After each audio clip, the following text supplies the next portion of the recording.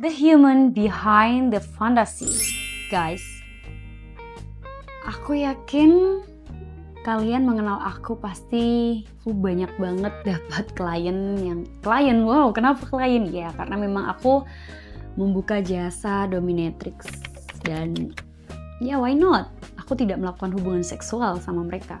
Aku mau nanya deh buat kalian pernah gak sih nyobain BDSM?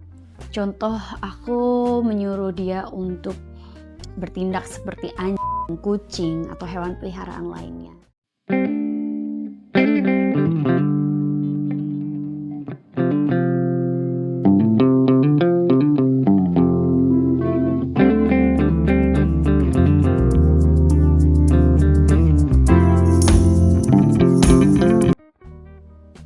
Hai guys, oh my god. Apa kabar hari ini? Sebelumnya aku mau ngucapin selamat hari Minggu buat kita semua. Anyway guys, aku baru pulang gereja dan aku kepikiran mau buat cerita sebelum tidur ini, mumpung aku lagi make upan. Dan sebelum aku cuci muka, gosok gigi, bahkan mandi, kemudian aku berakhir di kasurku ini. Aku mau sedikit bercerita. Semoga kalian gak bosen-bosen mendengar ceritaku sebelum tidur, karena kadang tuh aku butuh seseorang untuk deep talk sebelum tidur pastinya.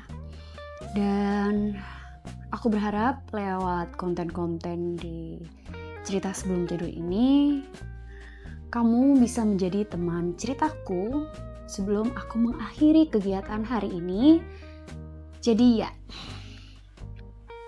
oke, pertama aku minta maaf kalau suaraku agak gemetar karena jujur banyak banget berita yang banyak kita terima atau banyak kita baca di media sosial manapun yang terjadi di negara tercinta kita ini, mulai dari kekerasan fisik, kekerasan seksual, bahkan kekerasan dalam rumah tangga, atau bahkan yang terbaru kemarin kasus pembacokan atau kasus kekerasan yang memakan korban oleh adik-adik yang baru beranjak dewasa gitu ya.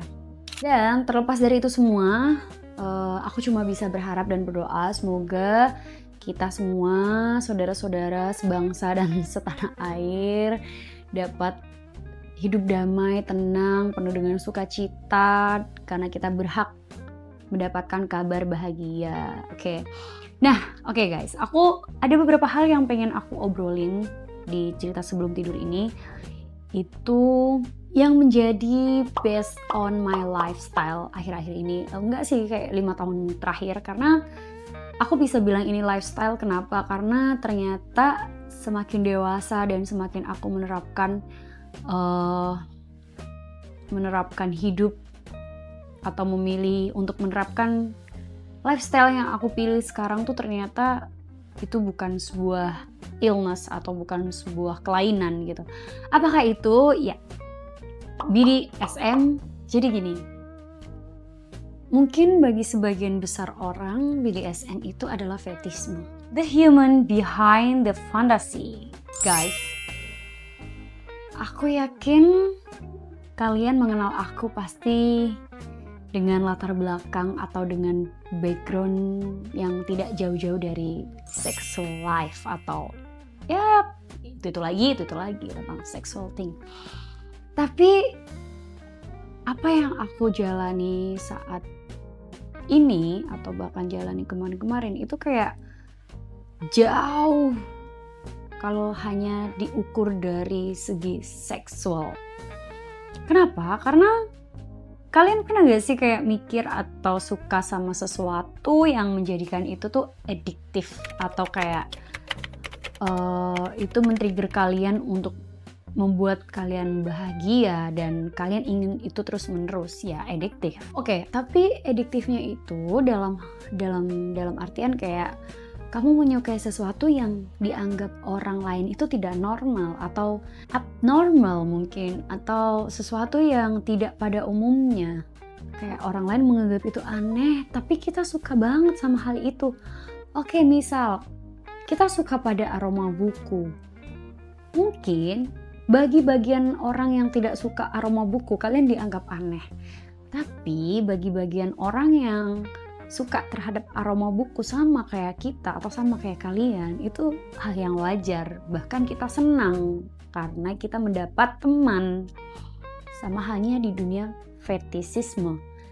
Yakni ketika kita mencintai sesuatu atau objek yang menurut orang lain itu tidak normal atau tidak wajar, itu yang dinamakan fetisisme. Ya, mungkin sebagian besar dari kita semua atau kalian yang nonton ini pasti sudah tahu apa itu fetisisme, dan mungkin kalian juga tahu fetis-fetis kalian itu apa. Aku bakal ngebahas soal diagnosa medis atau teori bukunya. Aku nggak usah jauh-jauh ngasih contoh lah, mungkin di kehidupanku sehari-hari. Saat ini aku hidup dan menjalani hidupku dengan cara memilih untuk menjadikan BDSM itu lifestyle. Iya, kalian gak salah dengar. BDSM is a lifestyle karena beberapa tahun yang lalu BDSM itu dianggap kelainan seksual. Tidak, tapi 2 tahun ini BDSM itu bertolak belakang dengan kelainan seksual. Kenapa? Karena BDSM itu tidak soal melulu tentang seksual, tidak soal melulu tentang penetrasi atau berhubungan badan. Ya, BDSM, bondage, disiplin, sadistik, masochism. Kalian bisa cari artikel-artikel yang menunjukkan bahwasanya BDSM itu bukan kelainan seksual, tapi sekarang sudah menjadi lifestyle. Dan aku akan membahas lebih spesifik fetis BDSM yang aku jalani atau aku terapkan di kehidupan sehari-hari. Aku bisa menemukan jati diri aku di dunia BDSM karena BDSM itu bukan hanya sekedar fetis atau kink, melainkan bagaimana caranya kita mengontrol seseorang, membuat batasan, do's and don'ts, dan switch power sometimes, kemudian mengendalikan emosi, kemudian membuat rules di mana kita meminta submissive kita untuk selalu obey atau patuh terhadap kita. BDSM bukan hanya soal melulu tentang siksa-siksaan, ikat-ikatan, darah-darahan, no. BDSM itu tentang bagaimana si submissive itu menjadi obey, patuh, disiplin. Sedangkan si dominannya membentuk karakter disiplin pada saat scene. Dan BDSM ini menjadi lifestyle dikarenakan mungkin di Eropa Timur atau di Amerika sendiri pun sudah bukan hal yang tabu menganggap BDSM ini sebagai lifestyle. Karena banyak banget kita jumpai kalau misal dari video-video di internet mungkin ya, banyak banget mereka menggelar acara gathering BDSM style gitu-gitu. Bahkan mereka juga yang menggunakan pakaian yang identik dengan BDSM stuff, yaitu latex, leather, gitu-gitu pastinya. Dan ya karena memang mereka menerapkan itu sebagai lifestyle, bukan hanya sekedar fetish atau kink. So ya, it's normal. Hai everyone, hai kamu. Jangan lupa untuk tahu update Siskaya di Facebook. Kalian juga bisa add fanpage aku yang ada di sini. Jangan lupa di add karena aku bakal ngadain live streaming dan giveaway di sana. Anyway, selain link yang tercantum di bio YouTube atau Instagram atau TikTok aku itu dipastikan fake. Jadi kalau kalian mau yang real, mau yang tahu update aku setiap hari di real account kalian, tinggal pencet link yang ada di profil YouTube aku. Dan see you. Kenapa aku bisa bilang BDSM itu bisa menjadikan sebagai penemuan jati diri aku pada saat itu, yaitu karena banyak banget orang yang memiliki hobi itu macam-macam, beda-beda gitu kan. Namun kenapa di saat aku memiliki satu ketertarikan terhadap BDSM, kenapa orang-orang tuh selalu menjudge mental aku seakan-akan nggak normal, nggak wajar, gila, sin or something like that. Aku juga bingung. Tapi dari situ aku berani beda karena kayak oke, mungkin fetish atau kink kalian tuh normal buat orang, tapi aku bisa menemukan jati diri aku lewat BDSM. Aku bisa merasakan puas, merasakan bagaimana caranya take control, bagaimana caranya mendisiplinkan orang yang menurut aku butuh. Jadi itu yang aku maksud, menemukan jati diri dengan cara yang berbeda dari kebanyakan orang. Aku mau nanya deh buat kalian pernah gak sih nyobain BDSM? Apa kalian itu submisifnya? Atau kalian ini dominatrixnya? Atau bukan dominatrix, dominannya, atau master, king, whatever you name it. Kemudian yang kedua sudah pasti karena sensasi. Iya betul, BDSM itu menambah sensasi dalam hubungan.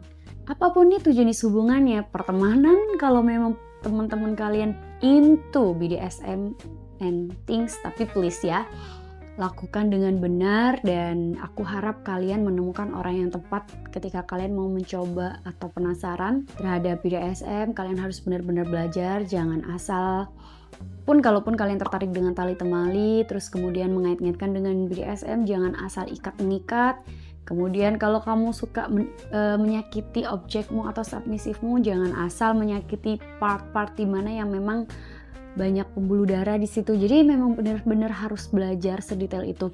Kita nggak bisa asal mencekik, kita nggak bisa asal nampar, kita nggak bisa asal mukul. Tapi yang pasti BDSM itu harus dengan konsensual dan dengan rasa sadar ya. Itulah kenapa aku suka BDSM. Sensasi antara suka dan menikmati rasa mengontrol dan dikontrol itu ada satu liner yang memang ketemunya di BDSM. Karena begini, aku banyak banget dapat klien, wow kenapa klien? Ya karena memang aku membuka jasa dominatrix dan ya why not? Aku tidak melakukan hubungan seksual sama mereka.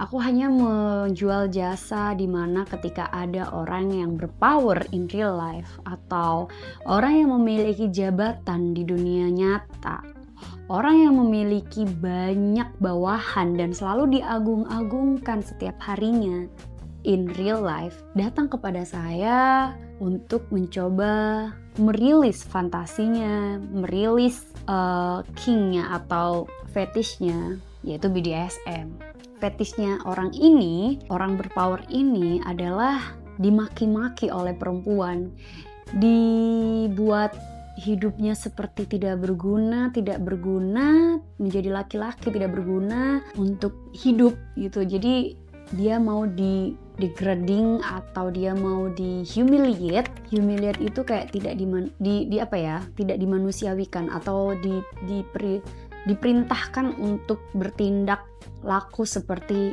apa yang aku mau, which is contoh aku menyuruh dia untuk bertindak seperti kucing atau hewan peliharaan lainnya, atau aku menyuruh dia untuk seolah-olah menjadi perempuan yang aku permalukan atau laki-laki yang aku permalukan, aku abuse dengan kalimat-kalimat yang menyakitkan. That's why kenapa dia memiliki fetish itu. Mungkin karena dia udah merasa bosan ketika di real life-nya, di dunia nyatanya dia itu selalu diagung-agungkan, di-praise, dipuji-puji.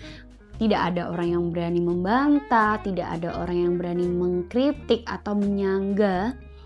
Makanya dia mau mencoba atau menemukan jati dirinya, atau kayak mau dong nyobain kalau orang selama ini muji-muji gue mau dong dihina-hina, tapi dia tidak mau kehilangan jabatan dan posisi dia. Jadi itu dilakukan secara sembunyi-sembunyi dengan cara menghubungi saya. Tapi ini bukan dari bagian promosi, don't worry.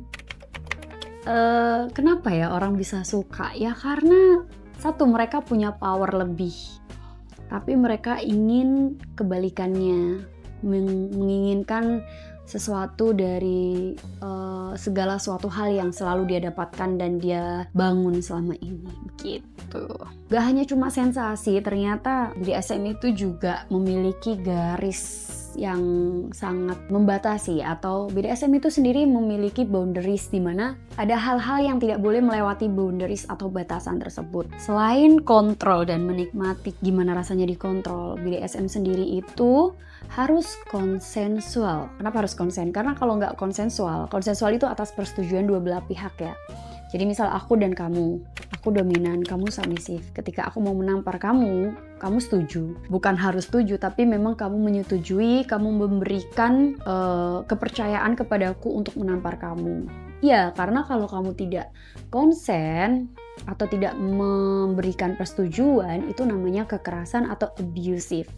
Jadi teman-teman, buat kalian, kalau kalian dominan, pastikan dulu kalian minta izin. Walaupun seolah-olah kamu itu dominan, kamu yang take control, tapi kamu tidak bisa take control kalau tidak seizin partner kamu. Itu yang harus kita garis bawahi dan tekankan. Dan usahakan kalau mau mencoba hal-hal tentang BDSM itu kalian jangan dibawa pengaruh alkohol atau drugs. Atau maksud aku drugs ya drugs, literally drugs, narkocoy, dan dalam masa perawatan atau sedang minum obat rutin dokter gitu. Karena apa? Karena itu bahaya sekali begitu. Karena kita nggak tahu respon terhadap kekerasan yang kita terima atau terhadap efek respon dari tubuh kita tuh apa, kita nggak pernah tahu ya. Yang tahu itu kalian sendiri. Nah, konsen itu tahu akan batasan. Jadi kita bisa bedain mana yang memang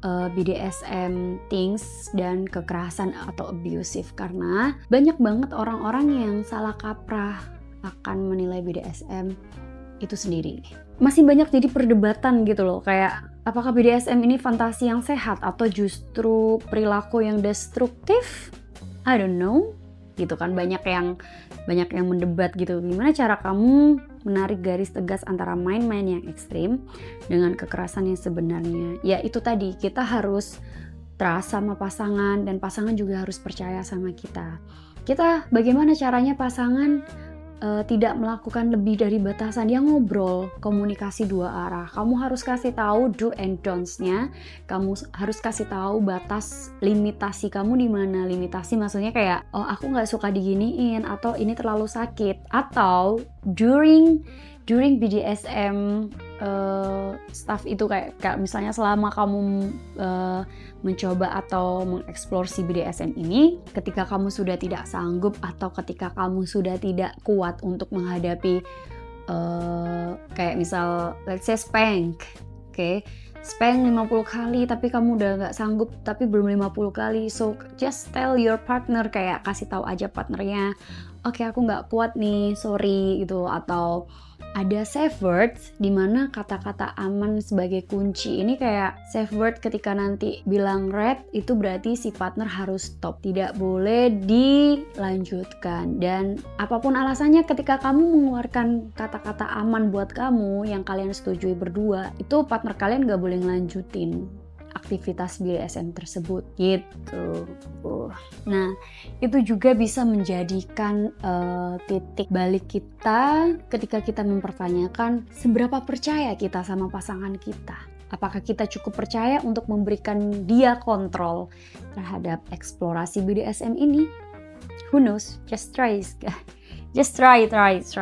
Kemudian kenapa orang-orang masih tabu sekali dengan BDSM? Itu karena kayak ada banyak orang yang menerapkan BDSM sebagai lifestyle. Itu mereka harus hidup di dua tempat. Maksud aku kayak mereka hidupnya kayak dua orang. Jadi ketika hidup normal in real life, mereka akan bertindak seperti aku pada umumnya, ya seperti orang normal. Tapi ketika diranjang, itu yang membuat kita menjadi surprisingly. Jadi jangan heran ketika kalian ketemu orang yang tadinya introvert, yang kalian pikir dia cupu, nerd, gak bisa apa-apa, malu-malu kucing lah ya kasarannya. Tapi ketika kamu udah ajak dia ke kamar, wow, dia bisa berubah jadi singa yang liar. Bukan begitu? sama seperti BDSM in lifestyle. Ketika sama yang aku bilang tadi, kayak ada beberapa klien aku yang dia hidup di 2 orang. Jadi aku ngira itu dia ada di 2 tubuh gitu. Ketika dia tidak sama aku melihat dia seperti ya he is big boss. Dia adalah orang yang besar, yang benar-benar terpandang. Dia adalah orang yang mengontrol semua bawahannya, dia yang mengambil keputusan, dia yang diagung-agungkan. Tapi ketika sudah berhadapan dengan saya, dengan aku di satu ruangan, di mana dia harus melepaskan jubah kebesarannya itu dan tunduk sama saya. Segala perintah Siska harus dijalankan. Ya, mereka seperti hidup di 2 tempat atau 2 alam gitu kan. Karena kita harus menyembunyikan rapat-rapat dari society atau dari sosial. Mereka mungkin tidak mau orang lain tahu sedark apa fantasi atau fetish mereka. Karena itu akan mengancam kemaslahatan apa yang sudah mereka bangun selama bertahun-tahun selama ini. Dan it's okay, don't worry. Itulah kenapa kalian harus belajar atau mencari tahu atau benar-benar riset.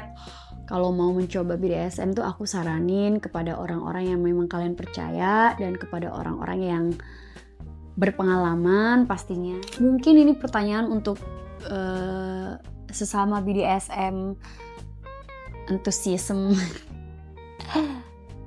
yang menerapkan BDSM in lifestyle.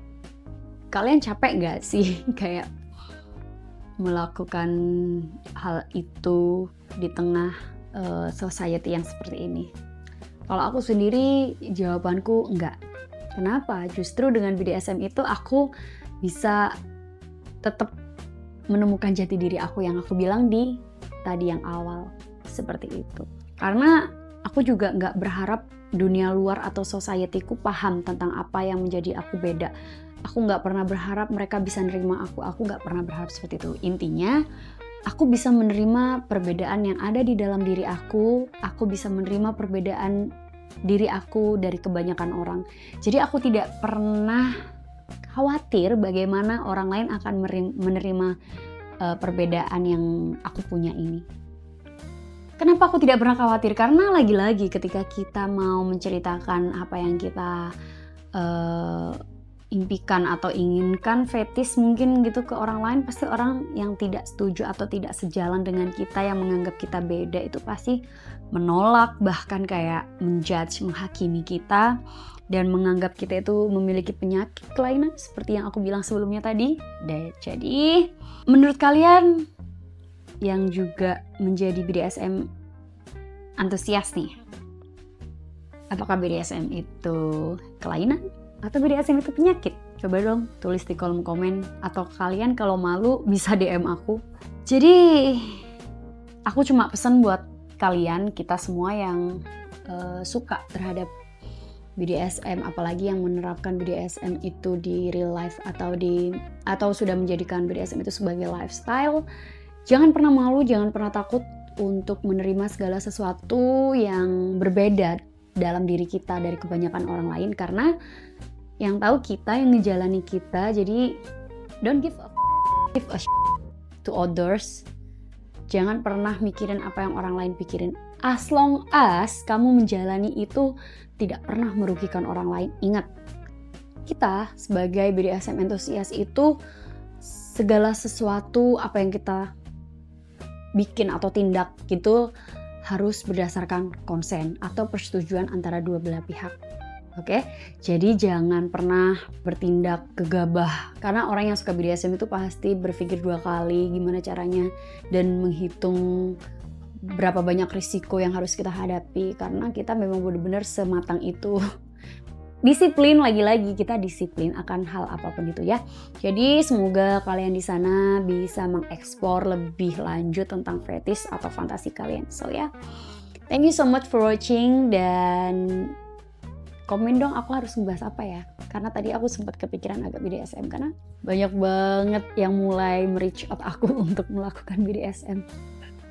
Thank you so much for watching my cerita sebelum tidur guys, dan aku bakal hapus makeup dan langsung tidur. Ketemu di video cerita-cerita sebelum tidur aku selanjutnya. See you and bye-bye.